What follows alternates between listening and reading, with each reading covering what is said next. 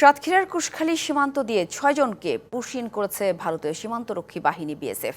আর ফেনীর ছাগলনাইয়ার যশপুর সীমান্তের মটুয়া এলাকা দিয়ে ঠেলে দেওয়া হয়েছে ১১ জনকে।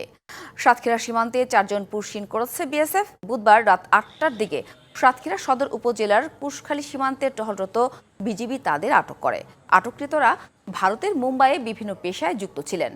ভারতীয় পুলিশ তাদের মুম্বাই থেকে আটক করে পশ্চিম বাংলার ২৪ পরগনা জেলার হাকিমপুর সীমান্ত দিয়ে পুশিন করে। এদিকে গভীর রাতে ফেনীর ছাগলনাইয়া উপজেলার যশপুরের মটুয়া এলাকায় টহল দেওয়ার সময় শিশুসহ ১১ জন বাংলাদেশি নাগরিককে আটক করে বিজিবি। তাদের মধ্যে ১ জন পুরুষ, ৭ জন মহিলা ও ৩ জন শিশু আছে। আটককৃতরা জানায় তারা বিভিন্ন কাজের উদ্দেশ্যে চোরাই পথে বেনাপোল দিয়ে ভারতে প্রবেশ করেছিল।